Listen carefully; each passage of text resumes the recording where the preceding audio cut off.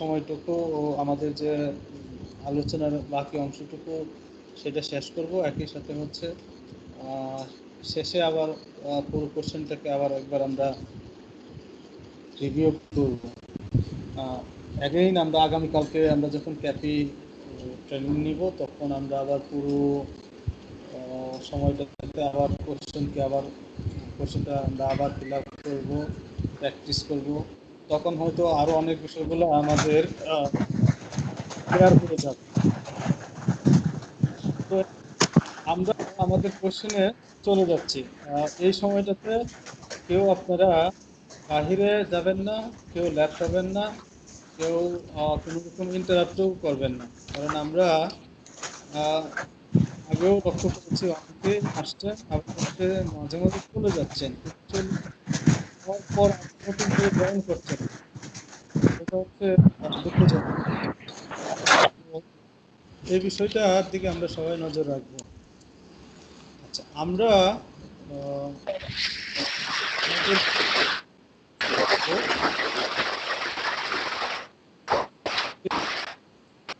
সবাই একটু সাউন্ডটা একটু বন্ধ করে দেন প্লিজ। পরবর্তী মডিউলে যাওয়ার আগে আমি আপনাদের থেকে একটু রেসপন্স চাচ্ছি এক দুজনের কাছ থেকে। সেটা হচ্ছে যে কোশ্চেনটা আমি স্ক্রিনে শেয়ার করেছি সেটা কি দেখা যাচ্ছে কিনা, আপনারা দেখতে পাচ্ছেন? দেখা যাচ্ছে ভাইয়া। ওকে, গুড।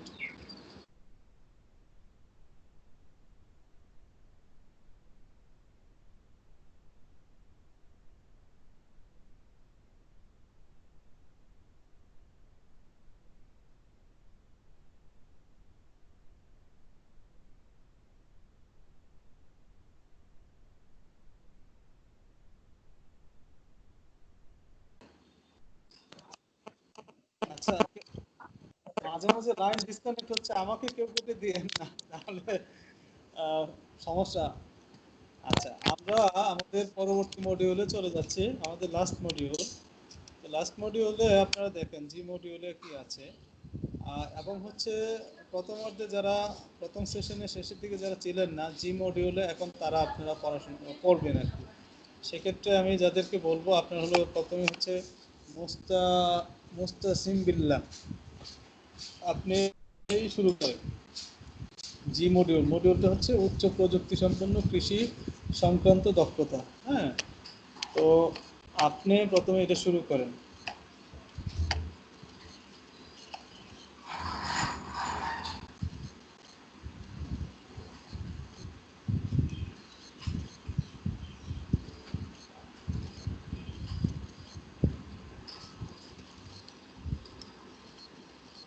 মুস্তাসিম বিল্লাহ, আপনি কি শুনতে পাচ্ছেন আমাকে? মুস্তাসিম বিল্লাহ,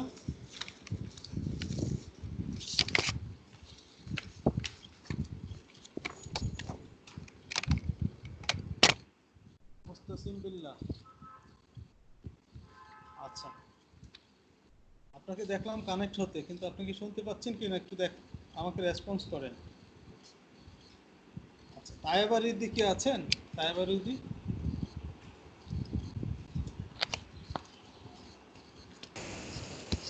হ্যালো, জি আমি শুনছি।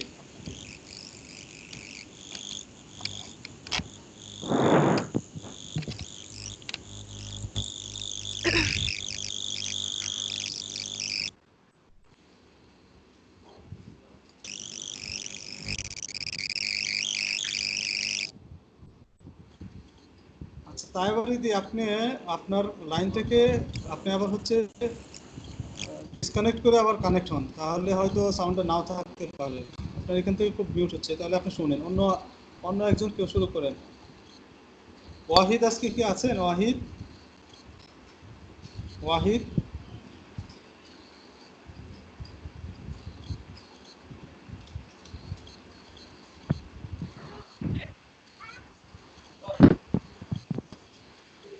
ওয়াহিদ,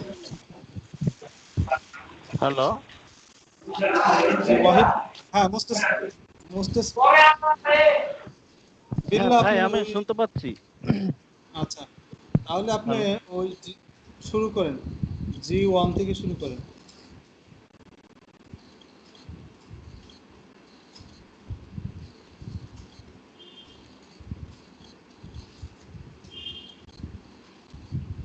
G1 থেকে শুরু করেন।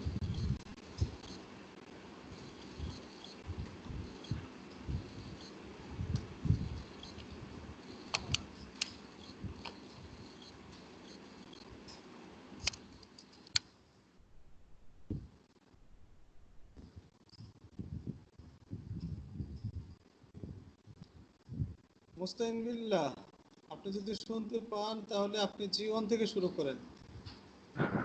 হ্যাঁ ভাই, আমি শুনতে পাচ্ছি। আচ্ছা, G1 থেকে তাহলে শুরু করেন, G1 থেকে। হ্যাঁ, মডেল হচ্ছে জি, হ্যাঁ, প্রযুক্তি সম্পূর্ণ কৃষি সংক্রান্ত দক্ষতা। হুম, পড়েন। আপনার প্রতিষ্ঠান কি আরো উন্নত প্রযুক্তি ভাই ক্লিয়ার না, ব্যবহারের দিকে ক্লিয়ার অগ্রসর না। করছে? তাহলে হচ্ছে ভাই, নেটওয়ার্কের সমস্যা তো। আচ্ছা, হ্যালো। মুস্তাহিন বিল্লাহ, আপনি একটু আস্তে আস্তে পড়েন, হ্যাঁ, আস্তে আস্তে করে পড়েন। আর জি। বাকি যারা আছেন কেউ ইন্টারাপ্ট করেন না, হ্যাঁ। সাউন্ডগুলা আপনাদের কাছে পৌঁছতে একটু সময় লাগে, তো আস্তে আস্তে করে পড়েন। জি, জি। আপনার প্রতিষ্ঠান কি আরো উন্নত প্রযুক্তি ব্যবহারের দিকে অগ্রসর হওয়ার বিষয়ে চিন্তা ভাবনা করছে? যদি হ্যাঁ হয় তাহলে G2 যান। আর যদি না হয়, হ্যালো ভাই, শোনা যায় না? হ্যাঁ, শুনতে পাচ্ছি। আচ্ছা। মানে এখানে বৃষ্টি হচ্ছে প্রচুর, তো আর নেটওয়ার্কের একটু সমস্যা। আচ্ছা, ঠিক আছে।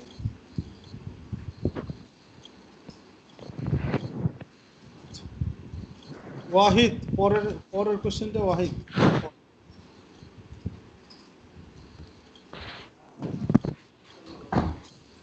ওয়াহিদ, পরের কোশ্চেনটা শুরু করেন। G2 আপনি হলো G2 কোশ্চেনটা পড়েন ওয়াহিদ, এমডি ওয়াহিদ।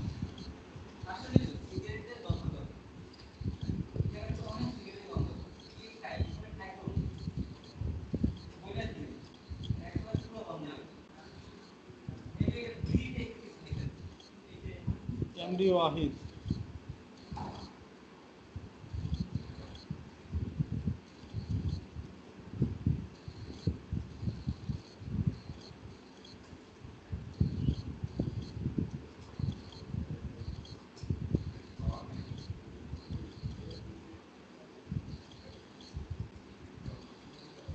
এমডি ওয়াহিদ নাই। ওকে, আচ্ছা, আমরা পরের কেউ একজন কারো কাছ থেকে রেসপন্স চাই। আহ, আশা কি আছেন? আশা,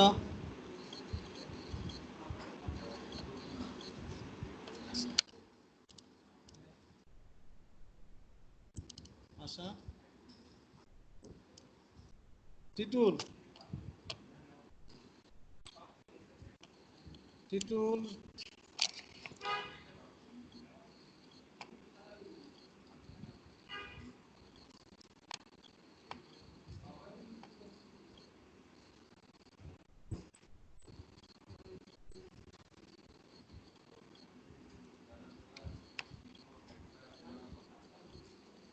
আপনারা যদি শুনতে না পান তাহলে আমাকে রেসপন্স করতে হবে যে আপনারা শুনতে পাচ্ছেন কি পাচ্ছেন না, তাহলে আমি বুঝবো কি করে। ভাই শোনা যাচ্ছে তো? শোনা যাচ্ছে, আমি এতগুলো নাম বললাম, কেউ কিছু বলছেন না। আদৌ শুনতে পাচ্ছেন কি পাচ্ছেন না সেটা আমি কি করে বুঝবো? হ্যাঁ, শোনা যাচ্ছে, কেউ কেউ বলছেন, তাহলে যাদের নাম বলছি তারা একটু রেসপন্স করেন। যাদের নাম বলছি, টিটুল, ওয়াহিদ, আশা, আপনারা কেউ কি আছেন? আপনাদের লাইন কি ক্লিয়ার আছে কিনা? না হলে ওই অন্য একজন শুরু করেন।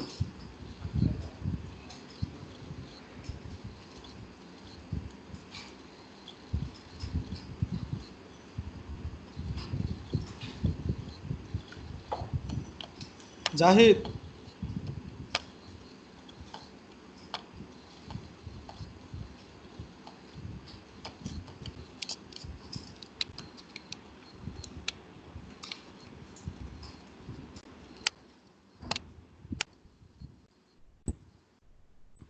আচ্ছা, মুক্তা পারভিন আছে? মুক্তা?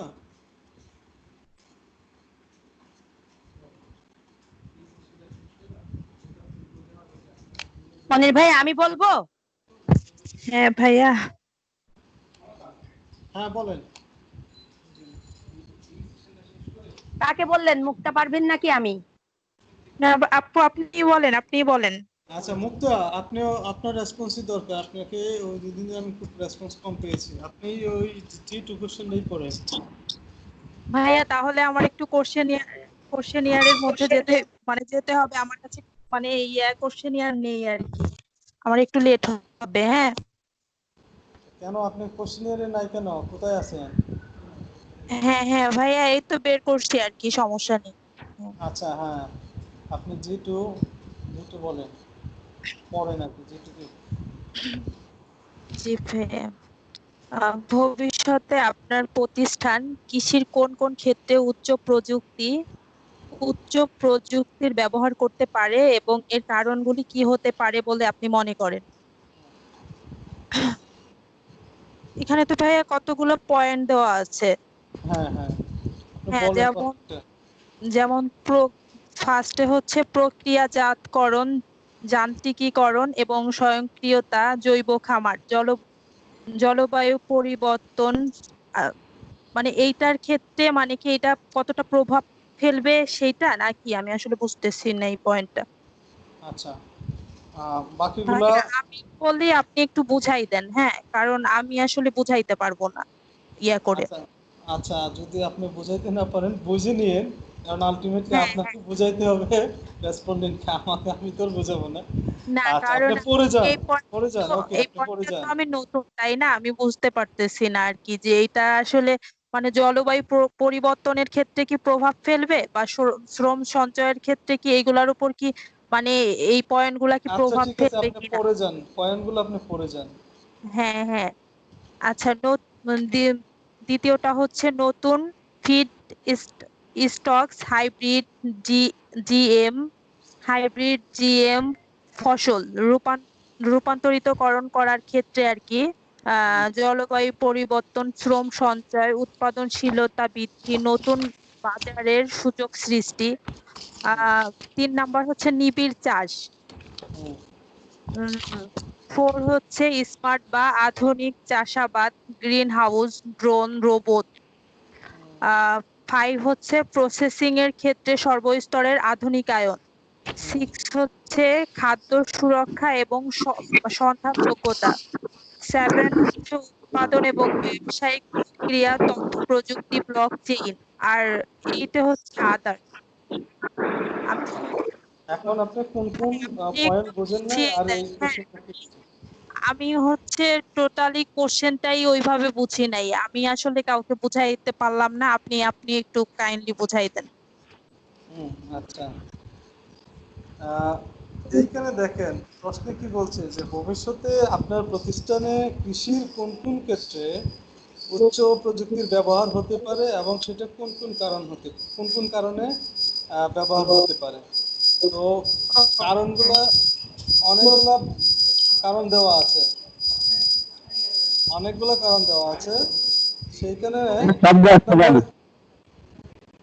সেইখানে 1 নম্বর কারণটা কি, যে প্রক্রিয়াজাতকরণ, যান্ত্রিকীকরণ এবং স্বয়ংক্রিয়তা, জৈব খামার। হ্যাঁ, এইটা আপনার হলো কোন কোন কারণে ব্যবহার হতে পারে? জলবায়ু পরিবর্তনের কারণে, না শ্রম সঞ্চয় করার কারণে, না উৎপাদনশীলতা বৃদ্ধির কারণে, না নতুন বাজার সৃষ্টির কারণে ব্যবহার হতে পারে। এই নিচের যে পয়েন্টগুলা সেইগুলাকে বলছে আধুনিক উচ্চ প্রযুক্তির ব্যবহার। নিচের প্রত্যেকটা আমরা ধরে নিচ্ছি যে কৃষির আধুনিকীকরণ বা আপনার হলো কৃষিতে আরো উন্নত প্রযুক্তি যে ব্যবহারের কথা আমরা বলছি, সেই প্রযুক্তির ব্যবহারগুলোকেই বোঝাচ্ছে নিচের পয়েন্টগুলোকে। তা সেই আপনার হলো এই প্রযুক্তির ব্যবহারগুলো আমরা কোন কোন কারণে আমরা করব, সেটা কি জলবায়ু পরিবর্তন কারণে করব, না শ্রম সঞ্চয় করার কারণে করব, না উৎপাদনশীলতা বৃদ্ধির কারণে করব, না নতুন বাজার সৃষ্টির কারণে। যেমন আমি যদি বলি আপনাদের কি বলে স্মার্ট বা আধুনিক চাষাবাদ, অথবা হলো গ্রিন হাউস বা রোবট, যেটা আর কি। আমরা জানি যে আপনার কিছু কিছু এলাকায় দেখবেন যে পলিথিন দিয়ে সুন্দর করে মোড়ানো সেটার ভিতরে হচ্ছে আপনার এক ধরনের হলো চাষাবাদ করতেছে।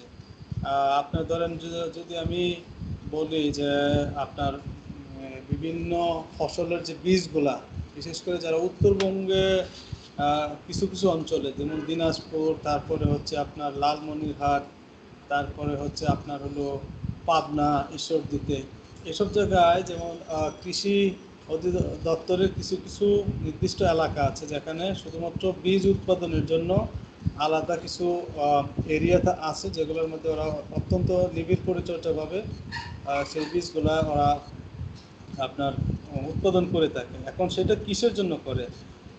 যেমন আমরা যদি বলি ধানের যে বিভিন্ন বীজগুলা ব্যবহার করে, ধান চাষের ক্ষেত্রে যে প্রযুক্তিগুলো ব্যবহার করে, এখন নতুন নতুন যে ধানের উদ্ভাবন, সেটা কিসের জন্য? সেটা কি উৎপাদনশীলতা বৃদ্ধির জন্য করে, না হচ্ছে শ্রম সঞ্চয়ের জন্য করছে, না জলবায়ু পরিবর্তনের কারণে করছে, না নতুন বাজার সৃষ্টির কারণে করছে?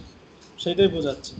তারপরে আপনার ধরেন হলো খাদ্য সুরক্ষা, খাদ্য সুরক্ষার ক্ষেত্রে যে প্রযুক্তির ব্যবহারটা, সেটা কিসের জন্য করছে? যে জলবায়ু পরিবর্তনের কারণে সেটা করছে, না শ্রম সঞ্চয়, না উৎপাদনশীলতা বৃদ্ধি, না নতুন বাজার? তারপরে হচ্ছে আপনার ধরেন হলো হাইব্রিড বা জিএম ফসল উৎপাদন, যেগুলা এখন আপনারা জানেন যে বিভিন্ন ফসলেরই আপনার হলো হাইব্রিড হচ্ছে। তো ওই হাইব্রিড ফসল মানে কি, যেখানে স্বাভাবিক চাষাবাদে যেখানে আপনার হলো 3 মণ বা 4 মণ ধান হওয়ার কথা আপনার প্রতি 10 শতক জায়গায়, এখন হয়তো সেখানে হাইব্রিড চাষাবাদে সেখানে দেখা যাচ্ছে যে আপনার হলো 6 মণ বা 7 মণ বা 8 মণ, এরকম। আমি এক এক এলাকায় এক এক রকম, কোথাও এলাকায় একর প্রতি গণনা করে, কোথাও আবার হলো শতাংশ ধরে এইসব গণনা হয়, কোথাও অন্যান্য পরিমাপে এগুলোর আপনার হলো গণনা হয়ে থাকে। তো এই যে প্রযুক্তিগুলো ব্যবহার করা হয়, হাইব্রিড চাষাবাদ বা উন্নত প্রযুক্তি, তারপরে হচ্ছে আপনার হলো এই যে আপনার খাবারের যে আপনার রূপান্তরিত যে প্রক্রিয়ায় ফসল করা, সেগুলো আসলে কিসের জন্য করা হয়? প্রত্যেকটার ক্ষেত্রে সেটাই বলছি। যেমন প্রক্রিয়াজাতকরণ, যান্ত্রিকীকরণ, স্বয়ংক্রিয়তা, জৈব খামার, এটা কিসের জন্য করে? সেটা জলবায়ু পরিবর্তনের কারণে করে, না শ্রম সঞ্চয়, না উৎপাদনশীলতা, না নতুন বাজার সৃষ্টি? তখন যে যেটা বলবে সেটাই আপনি এখানে করবেন, এন্ট্রি করবেন। তো এইখানে যে মনির পয়েন্টগুলো ভাই, সব শ্রম সঞ্চয়টা কি একটু? জি শ্রম মনির ভাই, সঞ্চয়, শ্রম সঞ্চয়টা কি? শ্রম সঞ্চয় বুঝেন না? যেখানে আপনার হলো লেবার বেশি লাগার কথা, লেবার। যেমন আপনার হলো আগে জমির হাল চাষ করা হতো কি, মানে হালে লাঙ্গল দিয়ে, মানে গরু গরু দিয়ে যেটা আর কি চাষ করা হতো। সেইখানে আপনার হলো দেখা যেত যে আপনার হলো একর প্রতি চাষ করতে আপনার হলো 1 দিন 2 দিন চলে যেত। এখন কি আপনার যে আধুনিক যে আপনার প্রযুক্তি, ট্রাক্টর আসছে, ট্রাক্টরের পরে এখন যে বড় ট্রাক্টরগুলো আসছে, সেগুলোতে দেখা যায় যে আপনার হলো ওই দিন হলো 10 মিনিটের মধ্যে আপনার এরকম 1 একর 2 একর জায়গা চাষ করে ফেলতে পারে, যেটা আগে ছিল হচ্ছে 1 দিন 2 দিনের কাজ। সেখানে আপনার হলো শ্রম সঞ্চয় হচ্ছে না, সেখানে আপনার হলো শ্রম ঘন্টা বাঁচতেছে, লোকবলের আপনার হলো কি বলে ব্যবহার কম হচ্ছে। একইভাবে হাইব্রিড চাষাবাদের ক্ষেত্রে যদি আমরা চিন্তা করি, বা ড্রোন পদ্ধতিতে চাষাবাদ, আপনারা জানেন এখন ড্রোনের মাধ্যমে কৃষির বিভিন্ন রোগ বালাই এগুলোর জন্য কীটনাশক ছিটানো হয় ড্রোন দিয়ে। হ্যাঁ, এবং হলো ওই ড্রোনের দ্বারা কিন্তু বিভিন্ন ফসলের যে রোগ বালাইগুলো, এইটাও আইডেন্টিফাইয়ের ক্ষেত্রে কিন্তু এই ড্রোন ব্যবহার করা হয়। তো সেক্ষেত্রে আপনার শ্রম সঞ্চয় হ্যালো। হচ্ছে না, বা প্রযুক্তির ব্যবহার হচ্ছে। এখানে জলবায়ু পরিবর্তনের বিষয়গুলো আছে। আবার অনেক ক্ষেত্রে হচ্ছে উৎপাদনশীলতা বৃদ্ধি হচ্ছে। আবার কিছু কিছু জায়গায় হচ্ছে আপনার হলো নতুন বাজার সৃষ্টির ক্ষেত্রে। যেমন আমি আপনাদের একটা প্রকল্পের কথা বলি, যশোরে আপনার হলো কিছু এলাকা আছে যেখানে ইউএসএআইডির নিজস্ব সেন্টার আছে, হ্যাঁ, কৃষি সেন্টার। ওই সেন্টারগুলোতে ওরা ফসল উৎপাদন সরাসরি চাষির কাছ থেকে হলো ওই ফসলটা ওরা ওখান থেকে কিনে ওই সেন্টারগুলোতে, এবং ওই কৃষকগুলোকে ইউএসএআইডি তাদের নিজস্ব প্রযুক্তি, তাদের যত রকমের সহায়তা দেওয়ার সব সহায়তা দিয়ে থাকে। বাট ওখান থেকে ওই ফসলটাই তারা মানে হলো তাদের দেশে কিনে নিয়ে যায়। তো এইরকম থাকে আর কি, যে এটাও তো এক ধরনের নতুন বাজার সৃষ্টির ক্ষেত্রে আপনার হয়ে থাকতে পারে। আর জলবায়ু পরিবর্তনের কারণে এখন উন্নত চাষাবাদ পদ্ধতিতে যাচ্ছে, মানে সবগুলাতেই, শুধুমাত্র আপনার হলো ধান না, অন্যান্য যে ফসলগুলো আছে সেইগুলোতেও কিন্তু আপনার হলো এই জলবায়ু পরিবর্তনের কারণে আপনার যেমন এই যে এই মুহূর্তে বন্যা চলছে, হ্যাঁ, বন্যার সিজন, তো বন্যায় অনেক ফসল আপনার হলো রবি শস্য নষ্ট হচ্ছে। তো এখন এই রবি শস্য যাতে নষ্ট না হয়, এখন এগুলো নিয়েও কিন্তু বিভিন্ন উদ্ভাবনী চিন্তা করছে যে কীভাবে আরও মানে হলো বন্যা সহনীয় জাতের আপনার হলো বীজ উৎপাদন করা যায়, সেটারও কিন্তু গবেষণা চলছে। এবং এরকম অনেকগুলো ধান কিন্তু অলরেডি কৃষি কৃষি আপনার কী বলে যারা কৃষি নিয়ে গবেষণা করছে তারা কিন্তু এগুলো উদ্ভাবন করছে। এই বিষয়গুলো হলো, এগুলো হচ্ছে এই বিষয় এইখানে যে প্রত্যেকটা আছে সেটা মূলত এই সেটা বোঝাচ্ছে। আচ্ছা, G3 G4 G5 অন্য একজন কেউ পড়েন।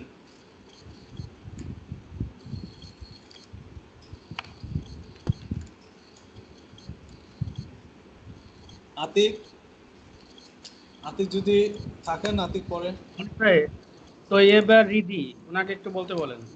হ্যাঁ, তো এবার রিদি বাকি কোশ্চেনটা ওনাকে একটু করতে বলেন। হ্যালো, হ্যাঁ, হ্যাঁ, তাই বলি দি, আপনাকে আমি খুঁজতেছিলাম। জি আমি রেসপন্স করেছিলাম, বাট তখন হয়তো আমার এখানে থেকে সাউন্ড যাচ্ছিল, তো আমি হ্যাঁ আবার হ্যাঁ হ্যাঁ হ্যাঁ, বুঝতে পেরেছি। আপনি G3 G4 দেখেন আপনার এখান থেকে এখন শোনা যায় কিনা, আর যদি শোনা যায় তাহলে G3 G4 পড়েন। আচ্ছা টিচিং করছি আমি। হ্যাঁ, যদি সুযোগ তৈরি হয় তবে আপনি কি অর্থনৈতিক অঞ্চলগুলিতে আপনার প্রতিষ্ঠানকে স্থানান্তরিত বা প্রতিষ্ঠিত করতে আগ্রহী হবেন?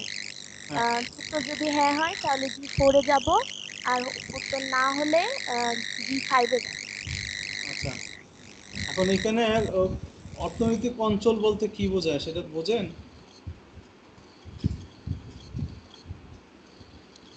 আমার ব্যবসার অর্থনৈতিক ব্যবস্থাটা বোঝাচ্ছে এরকম কিছু। না। আচ্ছা, কেউ বলবে আপনাদের থেকে এরকম কেউ?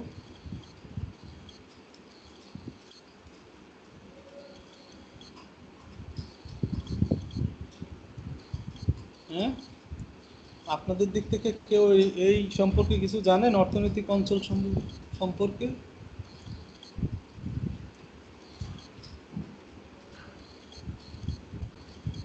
হ্যালো। হ্যাঁ, শুনছি, বলেন। হ্যাঁ ভাইয়া, অর্থনৈতিক অঞ্চল বলতে যে এটা ইন্ডাস্ট্রিয়াল এরিয়াকে বোঝায় ওইটা, যেমন আমাদের মতিঝিলে যেমন সব অফিস গুলা থাকে, অফিস এরিয়া বলে যেটাকে, ওইরকম কি অর্থনৈতিক অঞ্চলে ওইটাকে বুঝাইছে? কাছাকাছি আছে কিন্তু ঠিক স্যার, হ্যালো এই ভাইয়া, বিষয়ে আমি হ্যালো ভাইয়া, বলতে যাচ্ছিলাম। হ্যাঁ, অর্থনৈতিক বলেন। কোশ্চেন আমি হ্যালো, বলেন বলেন বলেন, শুনছি। অর্থনৈতিক অঞ্চল বলতে আমি বোঝাচ্ছি যে যে বেসিক শিল্পনগরী থাকে ওখান, ওইটাই বুঝাবে নাকি? আর পিপিজেড। আচ্ছা, বিসিক শিল্পনগরী, হ্যাঁ, আপনার সরকার কিছু নির্ধারিত এরিয়াতে আপনার অর্থনৈতিক, স্যার, অর্থনৈতিক অঞ্চল এক্সপোর্ট প্রসেসিং জোন হচ্ছে ইপিজেড, হ্যাঁ, আর ইকোনমিক এক্সক্লুসিভ ইকোনমিক জোন হচ্ছে হুম, এক না, দুটো এক না। হুম। আচ্ছা, আপনার স্যার, হলো স্যার, অর্থনৈতিক অঞ্চলটা হচ্ছে এখন সরকার হচ্ছে নতুন করে আর প্রায় 100টা অর্থনৈতিক অঞ্চল বিভিন্ন জোন হচ্ছে করতেছে। তো হ্যাঁ, এই সব এরিয়াতে আমার যেটা মনে হয় যে আপনারা আপনাদের অফিস স্থানান্তর করার কোনো পরিকল্পনা বা ইচ্ছা আছে কিনা? রাইট। এটাই হচ্ছে মূল কথা, সেটা হচ্ছে যে সরকার বিভিন্ন অঞ্চলে আপনার ধরেন হলো রংপুরের জন্য এরকম কৃষি নির্ভর কিছু ইন্ডাস্ট্রি ওখানে করার জন্য একটা আপনার হলো এরিয়া সিলেক্ট করে দিয়েছে। আবার নরসিংদীতে যারা হচ্ছে ইন্ডাস্ট্রিয়াল ম্যানুফ্যাকচারিং কাজ করে তাদেরকে ওই রকম একটা অঞ্চল করে দিছে, সেইখানে তাদের ইন্ডাস্ট্রিগুলো চলে আসবে। একইভাবে হলো আইটি সেক্টরের যারা আছে, যেমন গত বছর আপনারা যারা আমাদের আইটি প্রজেক্টে কাজ করেছিলেন আপনারা জানেন যে গাজীপুরে একটা হাইটেক পার্ক হচ্ছে বড়, হ্যাঁ, সেইখানে সব আইটি ইন্ডাস্ট্রিগুলোকে ওখানে নেওয়ার জন্য একটা ইন্ডাস্ট্রিয়াল পার্ক করছে। হ্যাঁ, তো এইরকমভাবে কৃষির ক্ষেত্রেও এরকম কিছু অর্থনৈতিক অঞ্চল আছে যেগুলোতে আপনার হলো ওই প্রতিষ্ঠান তারা স্থানান্তর করবে কিনা, অর্থাৎ মানে যদি আপনার ধরো মূল আপনার হলো অফিসটা সেখানে তারা স্থানান্তর করে নিবে কিনা। যেমন হয়তো কেউ হ্যাচারি বিজনেস করে, কিন্তু তার ঘের হয়তো খুলনাতে অথবা হলো কক্সবাজারে, কিন্তু ওই সব এলাকাতে যে অর্থনৈতিক অঞ্চল আছে সেখানে তাদের অফিসটা বা তাদের এইরকম যেসব রিলিভেন্ট কর্মকাণ্ডগুলো ওই অর্থনৈতিক অঞ্চলের ভিতর থেকে করা যায় সেগুলা করার জন্য তারা অফিস স্থানান্তর করবে কিনা। আচ্ছা, আমরা পরের কোশ্চেনে চলে যাব। জি মনির ভাই, জি জি বলেন। মনির ভাই, জি, এরকম রিলিভেন্ট কোনো অর্থনৈতিক অঞ্চলের কোনো নাম আছে? তাহলে একটু যদি বলতেন তাহলে ভালো হইতো। আপনার যেমন 100টা যে অর্থনৈতিক অঞ্চল আছে, হ্যাঁ, সেইগুলোর একটা লিস্ট আছে।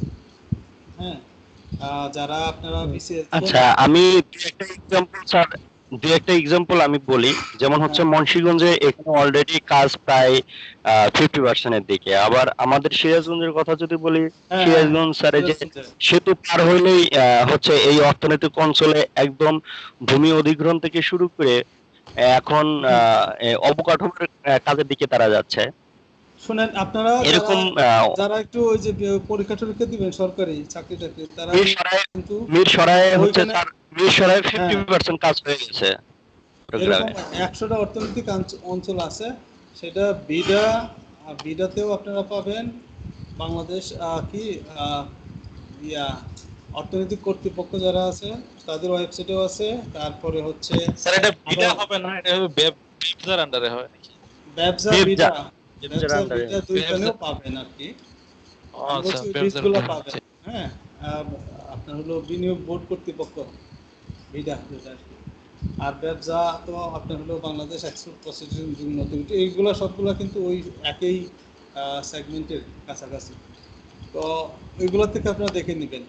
আচ্ছা, G4-এ কেউ একজন পড়েন, G4, G5।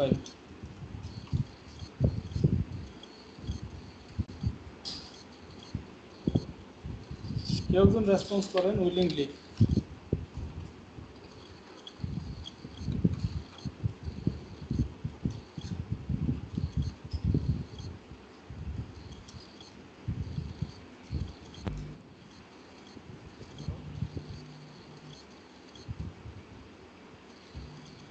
হ্যালো। জি, শোনা যাচ্ছে, বলেন। হ্যালো। জি ভাই, নেটের প্রবলেমের জন্য আচ্ছা, আতিক ব্যতীত অন্য কেউ একজন পড়েন, আরিফুর রহমান আপনি পড়েন।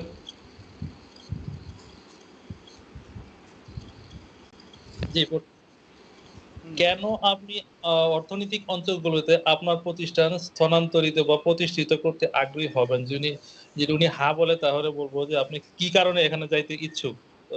আর্থিক উৎসাহ প্যাকেজ বা উদাহরণস্বরূপ কর অবকাশ, এখানে তার উদাহরণ করের যে বিষয়টা আছে যে এখানে নিলে যে সরকারি যে ট্যাক্স বা কর আছে এটার ক্ষেত্রে একটা ফ্যাসিলিটিস হয়তো সরকার থেকে দিবে, এরকম কিছু হবে। আপনার শহরে অফিসের উচ্চ ভাড়া, আপনি এখানে যেখানে আছেন শহরে, সেখান থেকে যদি আপনি অর্থনৈতিক জোনে এটা অফিস স্থানান্তরিত করেন, সেখানে হয়তো আপনার ভাড়াটা কম আসবে বা নিজস্ব কোনো অফিস ভাড়া নিয়ে বা নিজে কোনো উৎপাদন দিতে পারবেন, অফিস আচ্ছা তৈরি করতে পারবেন বা অন্যান্য সংস্থার সাথে মত বিনিময়। আশেপাশে আরো ইকোনমিক জীবন যেহেতু এখানে আছে, আরো আশেপাশে অনেকগুলো অফিস এখানে থাকবে, তাদের সাথে মত বিনিময় করতে পারবেন। ভালো অবকাঠামো, এখানে স্থিতিশীল বিদ্যুৎ সরবরাহ, উচ্চ গতির ইন্টারনেট, সরকার এখানে সবকিছু সুযোগ সুবিধা অ্যাডভান্টেজ দিয়ে রাখে, সেই জন্য এখানে যাবেন। পণ্য উৎপাদনকারী কারখানাগুলোর জন্য পর্যাপ্ত স্থান, এখানে একটা পণ্য উৎপাদন করতে গেলে বিশাল জায়গার প্রয়োজন হয়, সেখানে হয়তো শহরের ভিতর সেই জায়গাটা পাওয়া যায় না। ওই এলাকায় ইকোনমিক জোনে গেলে যে পর্যাপ্ত জায়গা পাবেন, সেই জন্য হোম টাউন বা নিজ শহর বা এখানে অর্থনৈতিক জোনের জন্য যে হোম টাউন বা নিজের শহরের যে কাজটা সহজ হবে, সেই জন্য অন্যান্য নির্দিষ্টকরণ। আচ্ছা, আমি কি বোঝাতে পারছি স্যার? হ্যাঁ হ্যাঁ, ঠিক আছে। তো এই হলো আমাদের এই পয়েন্টগুলো। লাস্টে দেখেন, লাস্টেরটা কেউ একজন করবেন কিনা, পারবেন কিনা, লাস্টের কোশ্চেনটা। লাস্টে, আপনার প্রতিষ্ঠানে কি বিশ্ববিদ্যালয় অথবা গবেষণা প্রতিষ্ঠানের সাথে অংশীদারিত্ব অংশীদারিত্বে আধুনিক প্রযুক্তি বা গবেষণাগার ব্যবহার করে জরুরি সেবা, পণ্য উৎপাদন, পরীক্ষণ ও এবং অন্যান্য ব্যবসা সম্পর্কিত বিষয়ে অর্থ প্রদান সাপেক্ষে ব্যবহার করতে আগ্রহী হবেন? হ্যাঁ অথবা না। এটা আচ্ছা স্যার একটু কনফিউশন আছে, এটা যদি বুঝাইতেন একটু ভালো হয়। এখানে বলছে যে আপনার হলো ইন্টারভিউ শেষে আপনি ওই সভা শেষে আর কি তাকে বলবেন যে আপনার প্রতিষ্ঠান বা আপনার বিজনেস প্রতিষ্ঠান কি বিশ্ববিদ্যালয় অথবা হলো কোনো গবেষণা প্রতিষ্ঠানের সাথে অংশীদারিত্বের ভিত্তিতে, মানে কোনো একটা কাজ করবে, সেটা ধরেন হলো পণ্যর মান উন্নয়ন অথবা সেবার ক্ষেত্রে অথবা এটা পরীক্ষণের ক্ষেত্রে অথবা ব্যবসার অন্যান্য বিষয়ে কোনো একটা বিষয়ে আপনার হলো যৌথভাবে মানে বিশ্ববিদ্যালয় প্লাস হচ্ছে প্রতিষ্ঠান উভয় অর্থায়নে তারা এই ধরনের কোনো কাজে হচ্ছে আপনার হলো অংশগ্রহণ করবে কি না, হ্যাঁ এটা বোঝাচ্ছে, হ্যাঁ বা না। আচ্ছা, এখন এই হলো আমাদের আজকের প্রশ্নের আলোচনা। মনির ভাই, জি বলেন। আচ্ছা, যদি এখানে আপনি দুটো শব্দ আছে যে অংশীদারিত্বে, পার্টনারে এবং নিচে আবার শেষে লেখা আছে যে অর্থ প্রদান সাপেক্ষে, তাহলে আমি যেহেতু বিজনেস ওনার সাথে আমি ডিল করব, সেক্ষেত্রে এক হাতে তো আমি বিজনেস পার্টনার না, আছিই। না বিজনেস না, আগে বিজনেসের যায় না, এখানে বলছে কি বিশ্ববিদ্যালয় অথবা গবেষণা প্রতিষ্ঠান। আমি আমার কাছ থেকে আমার একটা দোকান আছে, আমি যে আমার দোকানের আইটি সাপোর্ট পাওয়ার জন্য কোনো ডোমেইন কোনো হোস্টিং সাপোর্টার দেয়, আমি তাদের কাছে যাব, তো তার সাথে তো আমি অংশীদারিত্বে ডিল করছি, তাহলে কেন আবার অর্থ প্রদান করবো তাকে? আমি তো আমার তো অংশীদারিত্ব বলতে বুঝাই কি যে আমার লভ্যাংশের কিছু একটা অংশ ওনাকে দিব, তাই না? না, এখানে শুনেন, এখানে বলছি কি যে আপনার প্রতিষ্ঠান কি বিশ্ববিদ্যালয় অথবা গবেষণা প্রতিষ্ঠানের সাথে অংশীদারিত্বে আধুনিক প্রযুক্তির গবেষণার ব্যবহার, হ্যাঁ সেটা ওই প্রতিষ্ঠানেও করবে অথবা বিশ্ববিদ্যালয় করতে পারবে, হ্যাঁ মানে উভয় প্রতিষ্ঠানেই ব্যবহার করে নতুন কোনো একটা প্রযুক্তি পণ্যের মান উন্নয়নের ক্ষেত্রে অথবা ব্যবসা সম্পর্কিত অন্যান্য বিষয়ের তাদের কি বলে ওভারঅল উন্নয়নের জন্যই আর কি, এটা বোঝাচ্ছে। সেক্ষেত্রে অর্থ প্রদান সাপেক্ষে মানে হলো বিশ্ববিদ্যালয়েও টাকা দিবে, ওই এমপ্লয়ার প্রতিষ্ঠানেও টাকা দিবে, দিয়ে এই আপনার হলো একটা গবেষণা করা বা কোনো একটা পণ্যের মান উন্নয়নের কাজ করার ক্ষেত্রে তারা সে আগ্রহী হবে কিনা, এটা বোঝাচ্ছে। আর এখানে কিন্তু বিজনেস না, এই অংশীদারিত্বের ভিত্তিতে বিজনেস না, এখানে বোঝাচ্ছে যে উভয় প্রতিষ্ঠানে তাদের অর্থ প্রদানের উভয় প্রতিষ্ঠানেই অংশগ্রহণ করবে, তা সেক্ষেত্রে তারা হলো প্রযুক্তির গবেষণার জন্য আরও নতুনভাবে হলো কি বলে নতুন প্রযুক্তির গবেষণা করে যাতে পণ্যের মান উন্নয়ন বা এইসব কাজে তারা করতে পারে কিনা সেটা বোঝাচ্ছে, বুঝতে পেরেছেন?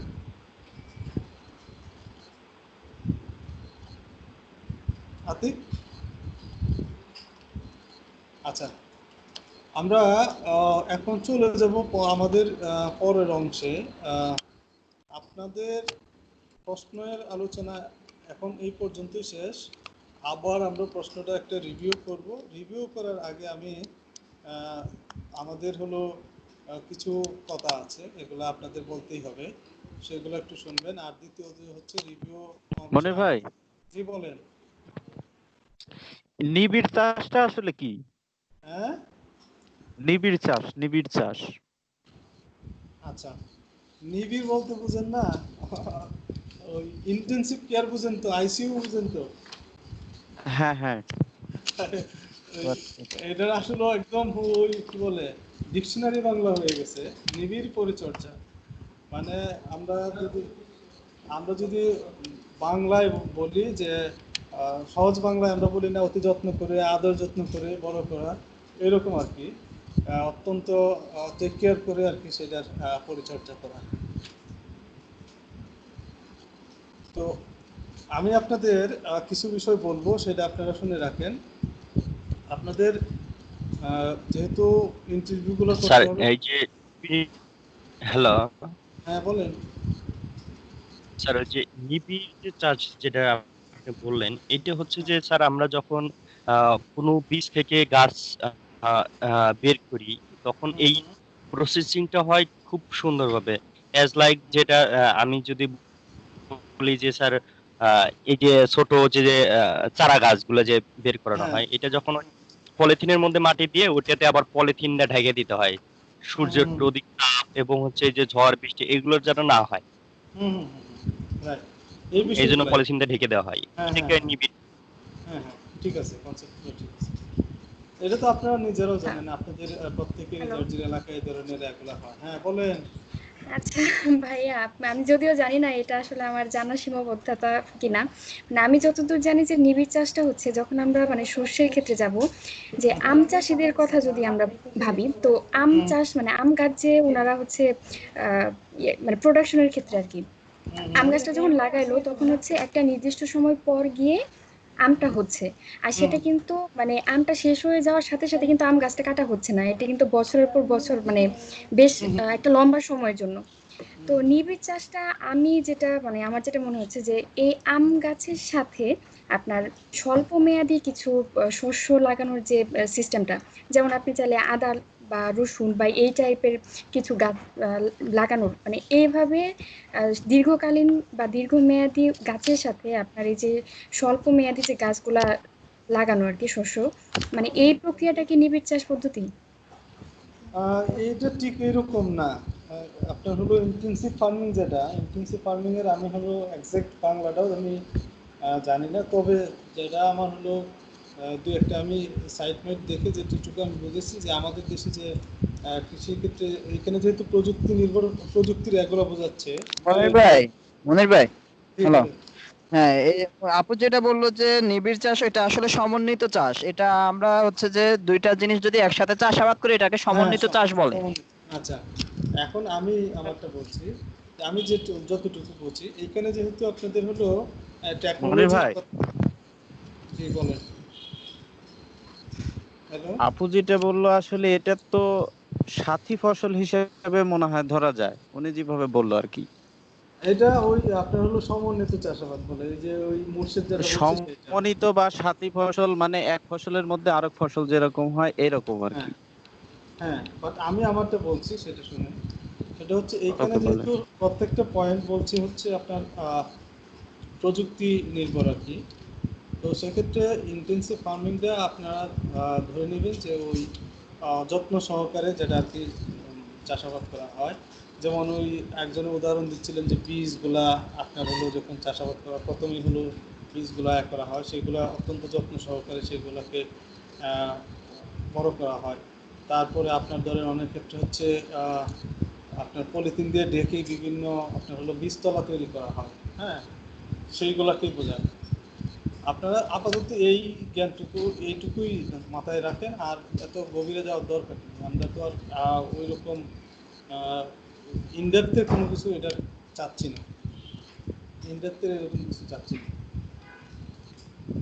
তো এই হলো আমাদের আজকের প্রশ্নের আলোচনা। তো আমি কোশ্চেনে আবার আসবো, রিভিউতে আমাদের আরেকজন কলিগ আছে, তিনি জয়েন করছেন। আমার কিছু অবজারভেশন আছে আপনাদের, সেটা আমি বলছি। সেটা হচ্ছে যে আমরা এই কাজটা, আপনারা জানেন যে আমরা ইন্টারভিউ এই ট্রেনিংটা আমাদের সরাসরি হওয়ার কথা ছিল, ফেস টু ফেস, সেখানে অনলাইনে হচ্ছে। আবার হচ্ছে ইন্টারভিউগুলো অনলাইনে আপনারা থ্রু আবার ফোনে করবেন, কিন্তু কিছু কিছু ইনফরমেশনের জন্য আপনাদের সরাসরি যেতে হবে। তো এখন পাইলটটা আমরা চেষ্টা করব যে পাইলটটা একদিনই আপনারা আপনাদের ফোনের কাজগুলো সারবেন। সেটা বৃহস্পতিবার আপনাদের জন্য আমি বরাদ্দ রেখেছি, ওই পাইলটের জন্য বৃহস্পতিবার এবং শনিবার। যদি কেউ আপনারা বৃহস্পতিবারে আপনার কাজটা কমপ্লিট করতে না পারেন, শনিবারে করবেন, যেন ভেরি নেক্সট সানডে আমরা সেটার ডেটাগুলো সব পেয়ে যাই। আর আপনাদের যেহেতু টিম ওয়ার্ক একটা কাজ হবে, কিন্তু কাজ করবেন সবাই ইন্ডিভিজুয়ালি, কিন্তু আমরা একটা টিম করে দেবো, এই জন্য টিমের মতো করে দেবো ওই রকম কিছু না, যেহেতু ফেস টু ফেস এখন হওয়া যাচ্ছে না। বাট আমাদের সাথে অফিসিয়াল ইন্টারনাল কমিউনিকেশনের জন্য একজনকে আমরা অ্যাসাইন করে দিব, আর বাকি বাকিরা ওনার সাথে আপনারা যোগাযোগ যাতে আপনাদের প্রবলেমগুলো বা আপনাদের ডেইলি প্রগ্রেসগুলা ওনাকে দেন, উনি আমাদেরকে একসাথে দিবেন, এরকম থাকবে। কিন্তু এক্ষেত্রে আপনাদের যেটা বলে রাখি, যেহেতু সরাসরি আপনারা একসাথে হচ্ছেন না, আপনাদের কমিউনিকেশনটা যেন কোনো রকম হলেও গ্যাপ না থাকে। আমরা যেহেতু বারবার অবজার্ভ করছি যে আপনারা জয়েন করছেন বের হচ্ছেন, জয়েন করছেন বের হচ্ছেন, বা আপনারা হলো অনেক সময় রেসপন্স পাচ্ছি না। তো আমাদের পাইলট কাজের মধ্যে এবং ফাইনাল কাজের মধ্যে এরকম যেন না হয়, হ্যাঁ, আপনাদের মধ্যে নিজেদের মধ্যে যেন এই যোগাযোগটা অলওয়েজ থাকে। হ্যাঁ, আর ফয়সাল সাহেব আপনাদের সকালেও বলছিল যে প্রতিটা ইন্টারভিউ আপনারা এমন টার্গেটে করবেন যেন কোনো রকম হলেও আপনাদের হলো টার্গেট মিস না হয়। আমি একটা এক্সাম্পল দিই, আমাদের এখানে একজন ইনোমিনেটর আছে, সে আমাদের হলো ট্রেস স্টাডিতে আমার যতটুকু ক্যালকুলেশন আছে আমি তাকে হলো সর্বনিম্ন লিস্ট প্রোভাইড করেছিলাম এবং সে সর্বোচ্চ রেসপন্স পেয়েছে এবং সর্বোচ্চ ইন্টারভিউ করতে পারছে, মানে সর্বনিম্ন লিস্ট দিয়ে। আবার এমনও ইনোমিনেটর ছিলেন যাদেরকে আমি একবার না দুইবার, এমনও আছে 3বারও আমি লিস্ট প্রোভাইড করেছি। হ্যাঁ, তারপরেও কিন্তু তারা তাদের টার্গেট অ্যাচিভ করতে পারেনি। এটা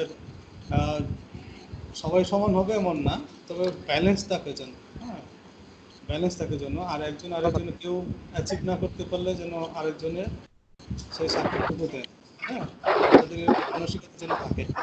আচ্ছা, এখন আরও আমাদের এই ট্রেনিং চলাকালীন কালকেও কথা হবে, আরও কথা হবে, ফাঁকে ফাঁকে সেগুলো আমরা বলবো। কিন্তু এখন আমরা আবার চলে যাব হচ্ছে কোশ্চেনের রিভিউতে। একদম প্রথম থেকে শেষ অবধি আমরা কোশ্চেনটা আবার রিভিউ করব। যদি কারো কোনো এরকম কোশ্চেন এখনও রেজ হয় সেটা আপনারা জেনে নেবেন। একই সাথে আজকে আবার গিয়ে বাসায় 2টা কোশ্চেন ভালোভাবে থিঙ্ক করবেন। হ্যাঁ, সেইটা থিঙ্ক করার পরে যদি তারপরেও কিছু কোশ্চেন রেজ হয় সেই ক্ষেত্রেও আপনারা আমাদের কাছ থেকে কালকেও জেনে নিতে পারবেন, কোনো সমস্যা নেই। আমি গতকালকে 3টা পয়েন্ট আমার একটু ব্যাখ্যার ছিল। একজনে প্রশ্ন করেছিলেন যে private limited company, public limited company আর হচ্ছে সমবায় সমিতি, 3টারই আমি আপনাদের হলো আমাদের যে প্রচলিত নিয়ম আছে সেই নিয়মের আঙ্গিকে আমি বলছি যে private limited company, public limited কোম্পানির মধ্যে এখন একজনেও প্রাইভেট লিমিটেড কোম্পানি হবে। হ্যাঁ, এটা আমি বলছি আজকের আপডেট থেকে। আপনাদের যে আমাদের দেশে যে প্রচলিত আইন আছে ব্যাংক কোম্পানি আইন আর হলো কোম্পানি আইন, সেটার সর্বশেষ আপনার সংশোধনী হলো যে যদি কোনো ব্যক্তি এককভাবেও সে একটা কোম্পানি খুলতে পারবে, সেটার জন্য সরকার এটা সর্বশেষ আইন অনুযায়ী স্বীকৃতি দিয়েছে। হ্যাঁ, তবে সেক্ষেত্রে শেয়ার হোল্ডার থাকতে পারবে। হ্যাঁ, আর আগে যেটা ছিল যে সর্বনিম্ন 2জন সদস্য, 2জন, আর সর্বোচ্চ আপনার হলো অগণিত থাকতে পারে আপনার। আর পাবলিক লিমিটেড ক্ষেত্রে এখানে যে মূল যে পার্থক্যটা সেটা হচ্ছে যে শুধুমাত্র প্রাইভেটের জায়গায় কোম্পানির পূর্বে প্রাইভেট লিখবে আর পাবলিক লিখবে। আর সরকারি যে প্রতিষ্ঠানগুলো যেগুলো পাবলিক লিমিটেড কোম্পানি, সেইগুলো তো সরকারি প্রতিষ্ঠানগুলো যখন হলো এই নিয়ম ফলো করে আসবে তখন সে পাবলিক লিমিটেড কোম্পানি হয়ে যাবে। একইভাবে যদি হলো প্রাইভেট কোম্পানি যেগুলো আছে যখন এই নিয়ম ফলো করবে তখন এটা সে প্রাইভেট লিমিটেড কোম্পানিতে রূপান্তরিত হবে। আচ্ছা, আরেকটা বিষয়, সমবায় সমিতির ক্ষেত্রে যেটা আমাদের আইন আছে সেটা হচ্ছে যে কোনো একটা সমবায় সমিতি হতে হলে অবশ্যই এই সমিতির সদস্যদের, আর সমবায় সমিতি হতে হলে অবশ্যই 2 বা ততোধিক সদস্য থাকতে হবে। তাদের মধ্যে যারা সদস্য থাকবে এই সমিতির তারা 10 টাকা হলেও শেয়ার কিনতে হবে। হ্যাঁ, মানে আপনার একটা 10 জন বা 15 জন মিলে একটা সমবায় সমিতি করলো, সমবায় সমিতি করার পরে প্রত্যেকেই হলো ওই প্রতিষ্ঠানে একটা মূল্য নির্ধারণ করে তারা 10 টাকা পরিমাণ হলেও শেয়ার কিনতে হবে। এটা হলো মূল জায়গা।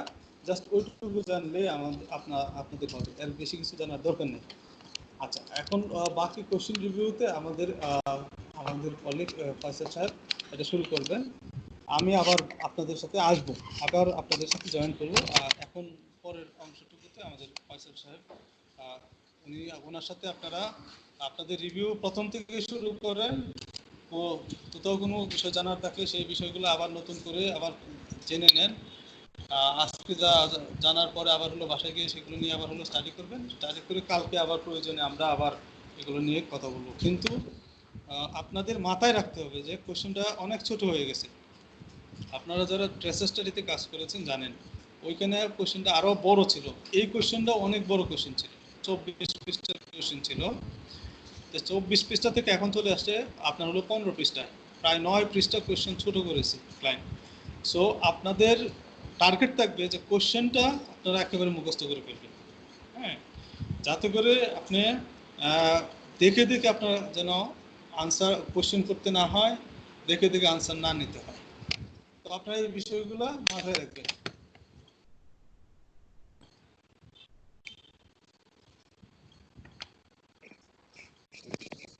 জি হ্যালো।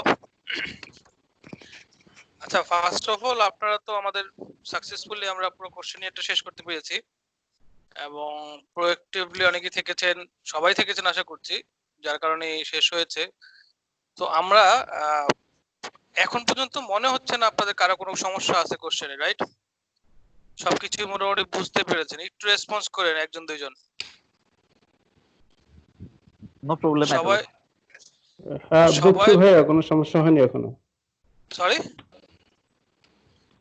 কোনো সমস্যা নাই, বুঝেছি আমরা প্রশ্ন। আচ্ছা আলহামদুলিল্লাহ। আচ্ছা, ভেরি নাইস। এখন একটা আমরা এই কোশ্চেনটা আবার একটু রিভিউ করব, গো থ্রু করব প্রথম থেকে, হ্যাঁ?